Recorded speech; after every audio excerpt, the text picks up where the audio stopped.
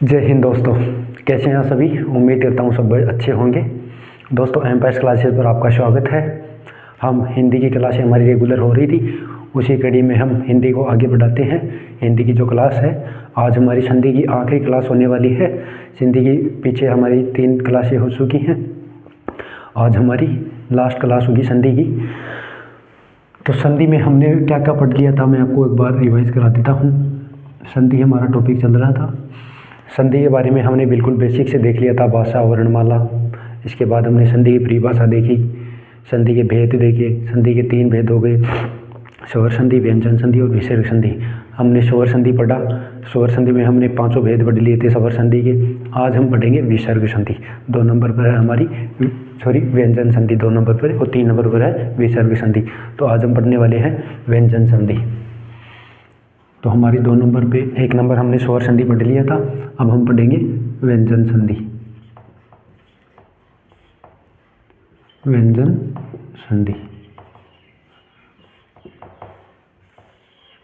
ठीक है दोस्तों। आज हम व्यंजन संधि पढ़ने वाले हैं। पहली बात तो यह है कि व्यंजन संधि की पहचान कैसे होगी। तो व्यंजन संधि की जो पहचान है वो हमें वर्ण से करनी होगी। पहचान हमें वर्ण से करनी होगी, ठीक है सर। पहचान करने के बाद हमें विच्छेद करते समय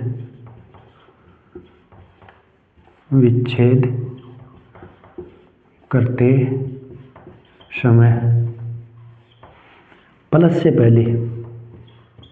पहले हलंत लगाना है, ठीक है दोस्तों।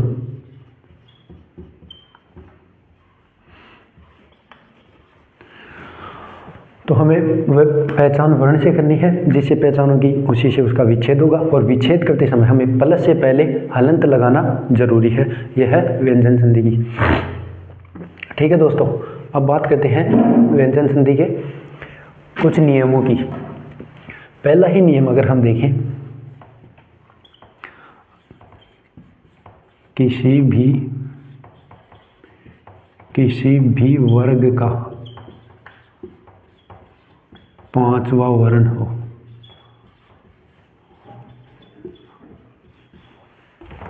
किसी भी वर्ग का, पहले तीसरा लेते हैं, किसी भी वर्ग का तीसरा वर्ण हो तो विच्छेद करते समय क्या करेंगे। विच्छेद में क्या होगा, तीसरा वर्ण अपने वर्ग के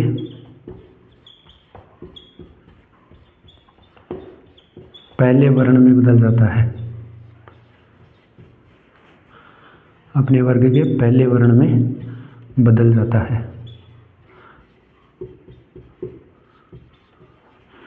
सर, अपने वर्ग के पहले वर्ण में बदलने का क्या मतलब। इसका अर्थ है, जैसे हम देखें तीसरा वर्ण देखें ग। इसके अलावा जो है क वर्ण में पहला जो वर्ग है हमारा क वर्ग, उसका तीसरा वर्ण हो गया ग, ठीक है। उसके अलावा जो अगला वर्ण है वो इसके बाद जो है अगला वर्ण जो है हमारा ज हो गया, उसके बाद ड हो गया, उसके बाद द हो गया, और उसके बाद ब हो गया, ठीक है दोस्तों। तो ये हमारा पहला नियम है कि किसी भी वर्ग का तीसरा वर्ण हो। किसी भी वर्ग, ये हमारे 5, पहला वर्ग, दूसरा वर्ग, तीसरा वर्ग, चौथा वर्ग और 5वां वर्ग। 5वें वर्ग के तीसरे वर्ण है, ठीक है दोस्तों। तो ये अब इनका क्या है, विच्छेद में क्या होगा, तीसरा वर्ण अपने वर्ग के पहले वर्ण में बदल जाएगा, मतलब ग बदल जाएगा क में, ठीक है। ज जो है वो हो जाएगा च में, ये हो जाएगा ट में, ये हो जाएगा त में, और ये हो जाएगा प में, ठीक है दोस्तों। इतना आप समझ में आ गया होगा कि ये अपने ही वर्ग के पहले वर्ण में परिवर्तन हो जाएगा इनका। मतलब कि जो तीसरा वर्ण है हमारा वो पहले वर्ण में बदल जाएगा। पहला नियम आ गया सर व्यंजन संधि है। व्यंजन संधि की हम पहचान वर्ण से करेंगे। विच्छेद करते समय प्लस से पहले हलंत लगाएंगे। पहला हमारा नियम है व्यंजन संधि का कि किसी भी वर्ग का तीसरा वर्ण हो तो विच्छेद करते समय तीसरा वर्ण पहले वर्ण में हो जाएगा, मतलब तीसरा वर्ण पहले में मतलब ग कै में हो जाएगा, ज च में हो जाएगा, ड ट में हो जाएगा, द तय में हो जाएगा और बै पै में बदल जाएगा। सर उदाहरण से समझाइए। ठीक है, एक उदाहरण ले लें हम, उदाहरण से समझा देते हैं। जैसे हम ले लें जगदीश, जगदीश। ठीक है दोस्तों, हमने जगदीश ले लिया। अब इसको किस प्रकार तोड़ेंगे? देखो ग जो हमारा ग है तो कै में, ज च में, ड ट में, द तय में। ठीक है, यहाँ द है तो द तय में बदल जाएगा। ठीक है, द हो गया तो ये जो द है वो तय में बदल जाएगा। कैसे? जैसे हो जाएगा जगत धन ईश। ठीक है दोस्तों, तो देखो ये तय में बदल गया, जो द था हमारा वो तय में बदल गया, तो ये हो गया जगदीश। ठीक है, एक उदाहरण और ले लें हम, एक उदाहरण ले लें हम वागीश। अब देखो जो ग है, ग वो कै में बदल जाएगा तो ये हो जाएगा वाक धन ईश। ठीक है दोस्तों, देखो जगदीश में देख लिया हमने, वागीश में देख लिया। एक आधा उदाहरण और ले, जैसे हम ले लें अब ये बदल जाएगा हमारा। अब देखो यहाँ पे ब है ना, ये पै में बदल जाएगा, जो ब है वो पै में बदल जाएगा, तो अप धन ज ये हो गया अब्ज। ठीक है दोस्तों, एक उदाहरण और ले, क्या एक उदाहरण और हम ले लें अजंत, अजंत। अब देखो दोस्तों जय है तो जय हमारा च में बदल जाएगा, तो ये हो जाएगा अच्छ धन अंत, अच्छ धन अंत। ठीक है दोस्तों, तो इस प्रकार से हमें जो है हमारा तीसरा वर्ण को पहले वर्ण में बदलना है। यहाँ द तीसरा था, इसको तय में बदल दिया, या ग था इसको कै में बदल दिया, या ब था इसको पै में बदल दिया, या ज था इसको च में बदल दिया। तो ये हमारा पहला नियम हो गया। अगला नियम अगर हम देखें, अगला नियम देखते हैं दोस्तों। ये नियम तो आपको समझ आ गया होगा। अगले नियम में क्या होने वाला है?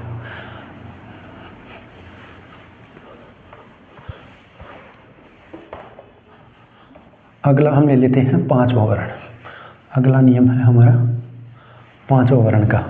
यदि किसी भी वर्ग का हमें पांचवा वर्ण दे दे तो विच्छेद करते समय जो हमारा पांचवा वर्ण अपने ही वर्ग के पहले वर्ण में बदल जाएगा। सर अपने ही वर्ग के पहले में बदल जाएगा, किस प्रकार से? तो देखो दोस्तों, एक उदाहरण से मैं आपको समझा देता हूँ।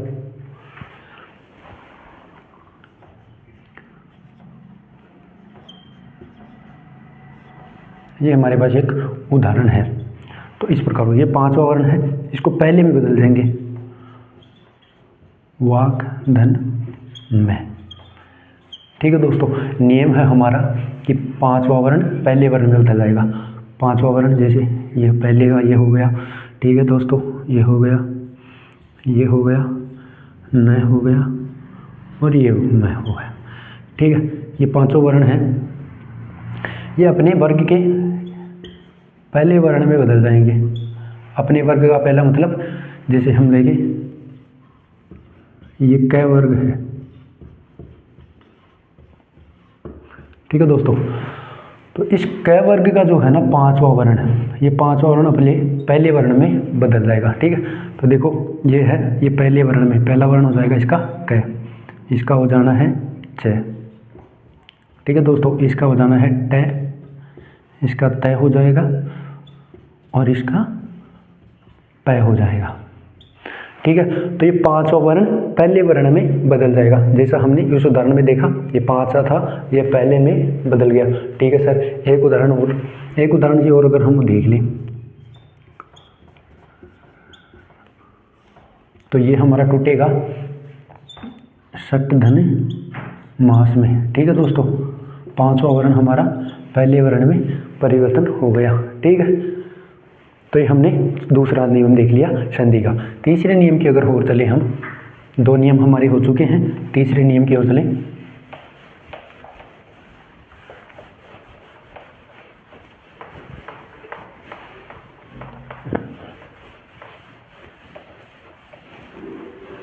हाँ, तो हमारा जो तीसरा नियम है संधि व्यंजन संधि का वो है जो हमारी न की मात्रा है ऊपर जो हम न लगाते हैं वो मैं में परिवर्तन हो जाएगा उसका। सर कैसे? उदाहरण से समझे। उदाहरण देखो, जैसे हमने ले संचार। अब देखो ये जो न है ऊपर हमारा ये मैं में बदल जाएगा। कैसे? समधन चार। इसके अलावा एक उदाहरण और ले लें, संचय। एक उदाहरण हो गया हमारा संचय, तो इसमें ये बदल जाएगा हमारा समधन चय में। ठीक है दोस्तों, एक उदाहरण और ले लें हम, शुभंकर।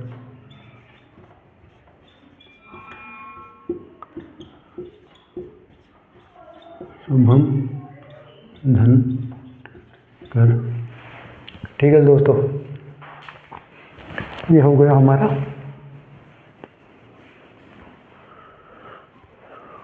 सॉरी दोस्तों, इसमें ये हो गया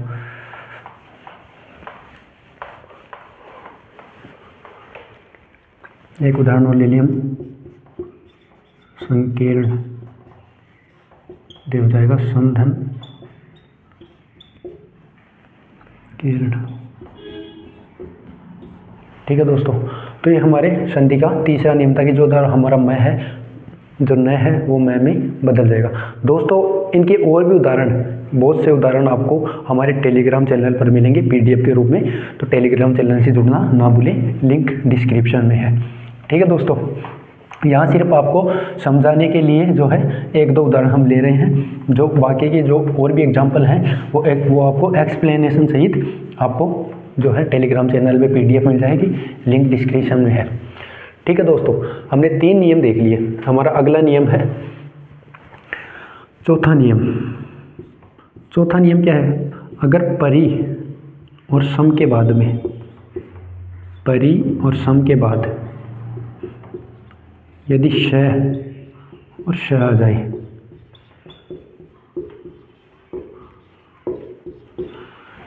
चौथा नियम है हमारा, यदि परि और सम के बाद श और श आ जाए तो जो श और श है इनका लोप हो जाएगा, इनका लोप हो जाएगा,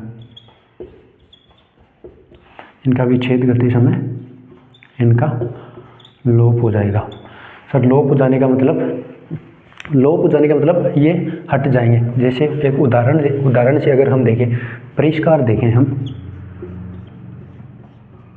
परिष्कार देखो, परि के बाद से आ गया, परि के बाद अगर श और श आ जाए, श आ गया, अब क्या करना है हमें? श का लोप हो जाएगा, लोप हो जाएगा मतलब परि प्लस कार। ठीक है दोस्तों, यहाँ श का लोप हो गया, परिधन कार आ गया परिष्कार में। ठीक है दोस्तों, जैसे हम देख लें संस्कार, देख लें एक और उदाहरण देखें हम, संस्कार, तो हो जाएगा समधन कार। यहाँ पे जो श था इसका लोप हो गया, ऊपर जो न की मात्रा थी वो मैं में परिवर्तन हो गई, तो ये हमारा चौथा नियम हो गया। ठीक है दोस्तों, परि और सम के बाद अगर श और श आ जाए तो विच्छेद करते समय इन दोनों का लोप हो जाएगा। 4 नियम हमारे हो चुके हैं। अगला नियम अगर हम देखें दोस्तों, नोट्स बनाते रहना या फिर स्क्रीनशॉट ले लेना, आपके लिए एग्जाम में बहुत हेल्पफुल होने वाले हैं ये, इनसे बाहर नहीं जाएगा दोस्तों। और भी उदाहरण के लिए टेलीग्राम को ज्वाइन कर लेना। ठीक है दोस्तों, 4 नियम हमने देख लिए। 5वां हमारा नियम जो है, 5वां नियम, यदि च से पहले छोटा च आ जाए, ठीक है, ज से पहले छोटा ज आ जाए, ठीक है। इसके अलावा ल और ल से पहले छोटा ल, न से पहले अगर छोटा न। ठीक है दोस्तों, तो 4 तो ये हो गए, ड और ट हो जाएंगे, 4 ये हो गए। इसके अलावा ड हो गया और ट हो गया। ठीक है दोस्तों, अब देखो च से पहले अगर आधा च, ज से पहले आधा, मतलब इनके पूरे वर्ण से पहले आधा वर्ण आ जाए तो ये सभी तय में परिवर्तन हो जाएगा। इनका जो आधा है, इस आधे का तय में परिवर्तन हो जाएगा। ठीक है दोस्तों, इनका तय में परिवर्तन हो जाएगा। सर तय में होने का मतलब देखें, अगर हम उदाहरण से देखें, उदाहरण ले लें हम सचित, ठीक है। तो ये जो आधा च है ये तो हो जाएगा हमारा लोप, और जो लोप का मतलब ये तय में परिवर्तन हो जाएगा। कैसे? आधा च है वो तय में, ये आधा ज तय में, आधा ल है वो तय में, आधा न है वो तय में, आधा ड है वो तय में, आधा ट है वो तय में। तो ये च है आधा, वो तय में हो जाएगा, तो ये क्या बन जाएगा? सत्य, ठीक है। आगे क्या बच गया? चित्त, तो सत्य धन चित्त हो जाएगा ये, ठीक है दोस्तों। समझ में आ गया? मतलब जो आधा वर्ण है वो आधा वर्ण हमारे तय में परिवर्तन हो जाएगा। जैसे एक और उदाहरण ले, उन्नत, तो जो आधा न है ये वो तय में हो जाएगा परिवर्तन इसका, प्लस नथ, आगे हमारे पास बच गया नथ, तो ये हो गया उत धन नथ, ठीक है। तो दोस्तों हमने अगले 5वें नियम में देखा कि जो हमारा आधा वर्ण है, पूरे वर्ण से पहले अगर आधा वर्ण आ जाए तो वो तय में परिवर्तन हो जाता है। 5 नियम जो हमने देख लिए हैं। अगले नियम की ओर बढ़े। दोस्तों अगर क्लास आपको अच्छी लगी हो, समझ में आ रहा हो, तो लाइक शेयर करना ना भूलें, ठीक है दोस्तों। अगला हमारा नियम है, यदि अ या फिर आ को छोड़कर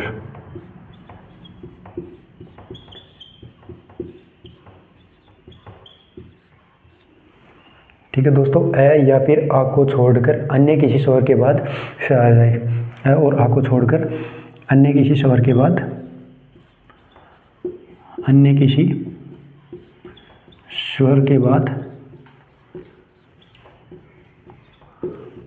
श आ जाए। इसका मतलब क्या हुआ सर? इसका मतलब ये हुआ, अगर हम विच्छेद करेंगे तो विच्छेद करते समय जो हमारा ये श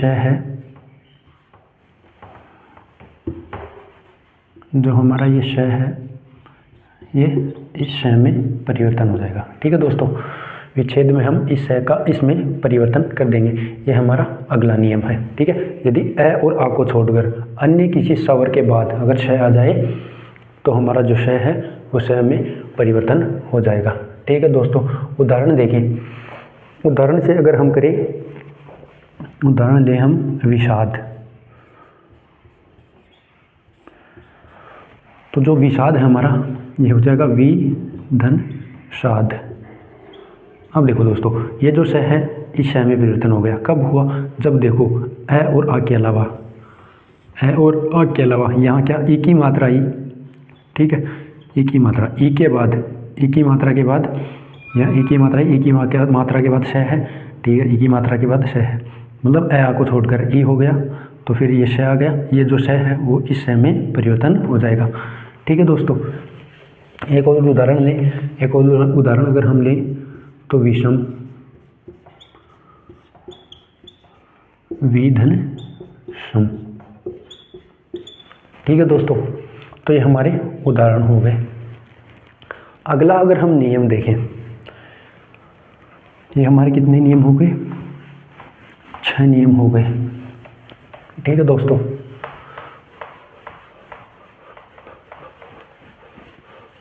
हमारे जो है 6 नियम हो चुके हैं हमारी व्यंजन संधि के, ठीक है दोस्तों।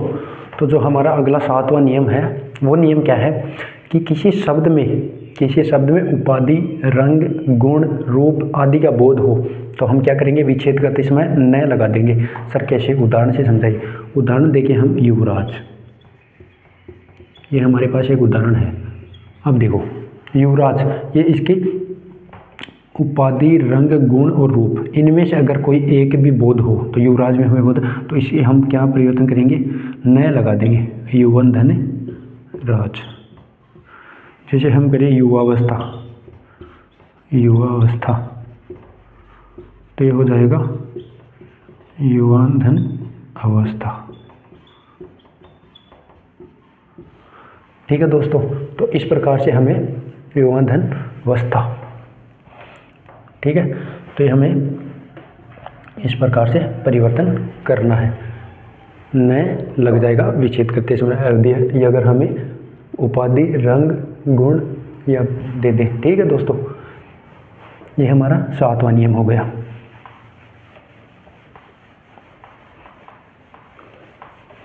दोस्तों स्क्रीनशॉट ले लेना या फिर नोट्स बनाते रहना। इनके नोट्स जो हैं आप नोट्स बनाते रहना ताकि आपको अच्छे से समझ में आ जाए बाद में रिवाइज करने के लिए। ठीक है दोस्तों, हमारा अगला जो नियम है कितने नंबर का है, ये 8 नंबर का नियम है। ये क्या है, री, र और श, इनके बाद अगर न आ जाए तो ये हमारा न है वो न में परिवर्तन हो जाएगा। री, र और श के बाद में अगर न आ जाए तो ये न है वो न में परिवर्तन हो जाएगा। कैसे, उदाहरण से देखो, उदाहरण है हमारे पास प्रणेता, तो इसको हम प्रधन नेता, ये हमारा न है ये न में परिवर्तन हो जाएगा। न में कब, जब र, श और री से पहले, री के बाद न आ जाए। ठीक है, तो यहाँ र के बाद में न आ गया, हाँ, तो ये न में परिवर्तन हो गया। एक उदाहरण और देखें हम, परिणति, परिधनति, जैसे हम देखें प्रमाण,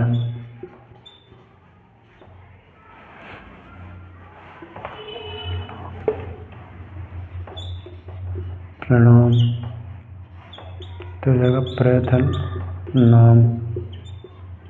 ठीक है दोस्तों, इस प्रकार से जो है हमारी ये नियम भी हो गया।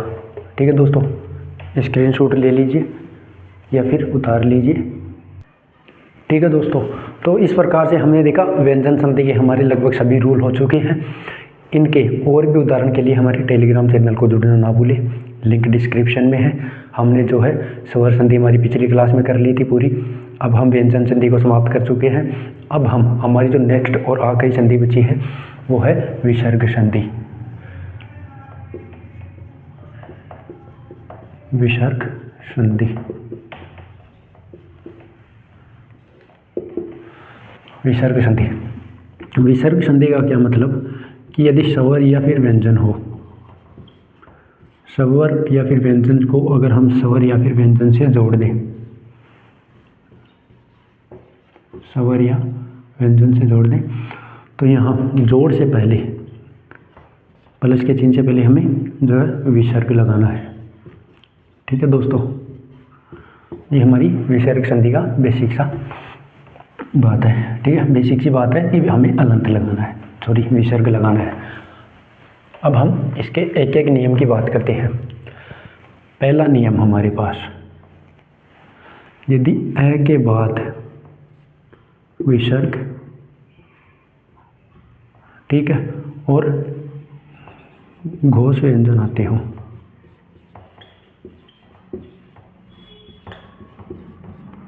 ठीक है दोस्तों, यदि अ के बाद अगर घोष व्यंजन हो तो ये हमारा जो विसर्ग है ये ओ में परिवर्तन हो जाएगा। ठीक है दोस्तों, ओ में परिवर्तन होने का मतलब, जैसे हम उदाहरण से देखें तो हमारे पास उदाहरण है अधोगति, अधोगति। ठीक है, तो इसे हम परिवर्तन कर देंगे अध धन गति। इसमें देखो दोस्तों, अ के बाद घोष व्यंजन है, अ के बाद घोष व्यंजन, तो हमें विसर्ग लगा दिया। जो हमारा विसर्ग है, जो ओ था हमारा अधो में, जो ओ की मात्रा थी वो हमारी विसर्ग में परिवर्तन हो गया। जो है हमारी ओ की मात्रा का विसर्ग में परिवर्तन हो गया। यही हमारा पहला नियम है। इसका और उदाहरण देखिए तो हम और उदाहरण देखें तो हम जैसे ले लें मनोहर, मनोहर मन को हरने वाला, तो इसको कर देंगे मन धन हर। तो ये हमारा जो ओ की मात्रा थी, इसमें ओ की मात्रा विसर्ग में परिवर्तन हो गया। ठीक है दोस्तों, जैसे हम और उदाहरण देखें तो हम देखें जैसे अधोमुख, अधोमुख, तो इसका हो जाएगा अध धन मुख। ठीक है दोस्तों, तो विसर्ग ओ की मात्रा में परिवर्तन हो गया। ये हमारा विसर्ग संधि का पहला नियम था। ठीक है दोस्तों, अगर दूसरा नियम देखें हम, एक आध उदाहरण और करा दूँ आपको, मने धन ओज, मनोज का क्या हो जाएगा, मने धन जय। ठीक है दोस्तों, इनको उतार लीजिए, स्क्रीनशॉट ले लीजिए इसका। ठीक है दोस्तों, अगला अगर हम नियम देखें तो ये हमारा विसर्ग, अगर विसर्ग के बाद में च, छ या फिर श आ जाए तो इन सब का परिवर्तन श में हो जाएगा। किस प्रकार से, उदाहरण के माध्यम से अगर हम देखें तो उदाहरण ले लें हम उदाहरण ले लें निश्चय। तो निश्चय का परिवर्तन हो जाएगा नि धन नि विसर्ग धन च। अब देखो दोस्तों, विसर्ग के बाद में च, छ या फिर से, तो विसर्ग के बाद में च आ गया, विसर्ग के बाद में च आया, तो विसर्ग के बाद में च आने से ये जो हमारा विसर्ग है, विसर्ग के बाद में च आया तो ये विसर्ग है हमारा, ये हमारा श में परिवर्तन हो जाएगा। देखो यहाँ हो गया ना, नी श में परिवर्तन हो गया विसर्ग और ये च। ठीक है दोस्तों, एक उदाहरण और ले लें। देख, जैसे हम करते हैं नी विसर्ग धन छल। अब इसका बनाए, नी का तो नी हो गया, ठीक है। तो विसर्ग है, विसर्ग के बाद में छ आ गया, विसर्ग के बाद में छाया मतलब श में परिवर्तन हो जाएगा। तो ये विसर्ग हमारा श में परिवर्तन हो गया। आगे क्या बचा, छल। ठीक है दोस्तों, तो इस प्रकार से हमारा जो है सेकंड नियम हो गया निश्चय, निश्चल। और भी हमारे पास बहुत सारे उदाहरण हैं। ठीक है दोस्तों, इनका स्क्रीनशॉट ले लीजिए। तो दोस्तों देखो, ये विसर्ग संधि के हमारे अलग रूल हैं। अगला तीसरा, चौथा और पांचवा, इन रूल में देखो, सबसे पहले अगर हम बात करें पांचवें रूल की, यहाँ देखो, ए के बाद अगर विसर्ग आ जाए, ए के बाद विसर्ग और विसर्ग के बाद में शवर आ जाए, ए के बाद विसर्ग और विसर्ग के बाद में शवर आ जाए, तो जो हमारा विसर्ग है वो हट जाएगा। मतलब कि यहाँ देखो, ए के बाद में विसर्ग आया, ठीक है, एक ही यहाँ से तय में एक ही मात्रा निकली, तो एक के बाद यहाँ विसर्ग और विसर्ग के बाद में शवर आ गया, शवर, ए शवर है, ऊ शवर है, ऊ भी शवर है। विसर्ग के बाद में शवर आए तो सब विसर्ग है हट जाएगा। तो यहाँ ये विसर्ग हट गया तो क्या बच गया, अतएव। ठीक है दोस्तों, देखो विसर्ग हट गया कब, जब ए के बाद विसर्ग आए और विसर्ग के बाद शवर आए। ठीक है, यहाँ पे भी विसर्ग हट जाएगा तो यह आ जाएगा मन उच्छेद। ठीक है, यह आ जाएगा तप उत्तम। तो इस प्रकार से जो है हमारा ये नियम हो गया कि विसर्ग यहाँ पे हट जाना है। ठीक है, चौथे नियम में देखिए, अगर ई, बड़ा ई हो, बड़े ई के बाद में अगर र आ जाए, बड़े ई के बाद में अगर र आए तो जो बड़ा ई है वो छोटे ई में परिवर्तन हो जाएगा, बड़े ई का छोटे ई में परिवर्तन हो जाएगा। किस प्रकार से, ये देखो, जो नीरज है हमारा, तो इसको हम किस प्रकार से तोड़ेंगे, ये जो बड़ा नी है इस छोटे नी में परिवर्तन हो जाएगा, नी धन रज। ठीक है दोस्तों, इसी प्रकार से ये जो बड़ा है ये भी छोटे में परिवर्तन हो जाएगा, यहाँ पे छोटी ई हो जाएगी, नी धन रस। ठीक है, निरोग है तो नी धन रोग। ठीक है दोस्तों, मतलब कि बड़ी ई हमारी छोटी ई में, जो बड़ा नी था वो छोटे नी में परिवर्तन हो जाएगा, विसर्ग लग के आगे का ऐसा के ऐसा। ठीक है, इसके बाद ये जो हमारा अगला नियम है, अगर पूरे श से पहले आधा वर्ण, आधा श आ जाए, श से पहले अगर आधा श और इसी श से पहले अगर आधा श आ जाए, मतलब कि पूरे वर्ण से पहले अगर इसी प्रकार का आधा वर्ण आ जाए तीनों में, तो जो आधा है, आधा श है तीनों में, श वो विसर्ग में परिवर्तन हो जाएगा तीनों श का। जैसे उदाहरण में अगर हम देखें, निशेष है तो यहाँ पे नी का नी हो जाएगा, यह जो आधा श है हमारे पास इसका विसर्ग में परिवर्तन प्लस शेष। ठीक है, इसी प्रकार निस्सार में देखिए, निस्सार में नी हो गया, जो हमारा आधा श था इस आधा श जो है विसर्ग में परिवर्तन और ये हो जाएगा शार। ठीक है, इसी प्रकार हम दुशासन में देखें तो दु और जो आधा श है वो विसर्ग में परिवर्तन, ठीक है, प्लस शासन। ठीक है दोस्तों, तो हमने लगभग सभी रूल देख लिए। स्वर संधि हमारा टॉपिक था, उसमें हमने सबसे पहले संधि के जो भाषा और वर्णमाला का बेसिक तैयार कर लिया था। उसके बाद में हमने स्वर संधि को पढ़ा, स्वर संधि के पांचों भेदों को हमने बहुत अच्छे से पढ़ा, उसके बहुत अच्छे से उदाहरण देखे। अब उसके बाद हम आज जो हमने पढ़ा उसमें हमने सबसे पहले व्यंजन संधि देखी, व्यंजन संधि के सभी रूल देखे, फिर हमने विसर्ग संधि देखी, विसर्ग संधि के भी लगभग सभी रूल देख लिए हैं। अब कुछ दोस्त कहते हैं सर आप उदाहरण बहुत कम करवाते हो। देखो दोस्तों, उदाहरण सब लगभग सेम ही होते हैं। उदाहरण में क्या है, अगर हमें एक समझ में आ गया तो फिर उदाहरण तो कितने भी कर लो। उदाहरण जो है हमारे उदाहरण की लिस्ट है, बहुत सारे उदाहरण हैं जिनकी लिस्ट हम आपको टेलीग्राम चैनल में उपलब्ध करा देंगे। टेलीग्राम से जुड़ने के लिए लिंक डिस्क्रिप्शन में है वीडियो की, तो वहाँ से जाकर टेलीग्राम से ज्वाइन कर लो और PDF को डाउनलोड कर लो। जैसे उदाहरण अब अगर हम यहाँ और लें तो उदाहरण वो जितने भी उदाहरण लेंगे सेम रूल है। रूल तो वही लगना है कि ए के बाद जैसे विसर्ग आ गया और विसर्ग के बाद में स्वर आ गया तो विसर्ग हट जाएगा। अब कितने उदाहरण कर लो उनमें विसर्ग हटना है तो सेम रूल लगना है। जैसे इसी में देख लें नीरज हो गया, नीरस हो गया, नीरोग हो गया। यहाँ पे जैसे अब और उदाहरण लें हम, एक उदाहरण और ले लें हम, निरंद्र। अब देखो नियम तो वही लगना है कि जो बड़ा नी है वो छोटे नी में परिवर्तन हो जाएगा। ठीक है, छोटे नी में परिवर्तन हो गया, विसर्ग और धन रंदर। मतलब नियम तो सेम लगने हैं फिर। तो फिर एक ज़्यादा एग्जाम्पल यहाँ बोर्ड पर कराने से अच्छा है आप खुद प्रैक्टिस करो। अगर जब तक आप खुद प्रैक्टिस नहीं करोगे ना तब तक दोस्तों जो है हमें समझ में नहीं आने वाला। अगर समझ में भी आ गया तो हम फिर से भूल जाएंगे। तो आप बार बार प्रैक्टिस कीजिए। हमने जो है आपको PDF उपलब्ध करा दी है, उस PDF में हमने जो सारे उदाहरण लगभग सभी उदाहरण दे दिए हैं जो हर बार एग्जाम में रिपीट होने होते हैं। और हिंदी में वैसे भी 50% क्वेश्चन हैं वो रिपीट होते हैं। तो आप खुद प्रैक्टिस करोगे तो वो आपको हमेशा के लिए दिमाग में फीड हो जाएंगे ताकि एग्जाम तक आप भूलो नहीं। इसी के साथ हमारा संधि टॉपिक पूरा होता है। कल हम नया टॉपिक लेंगे। आप कमेंट को करके बता दीजिए कि कल कौन सा टॉपिक शुरू करना है। आप जैसा बोलेंगे वही टॉपिक हम शुरू कर देंगे। जय हिंद दोस्तों। उम्मीद करता हूँ सब आप अच्छे हो और अच्छे रहें।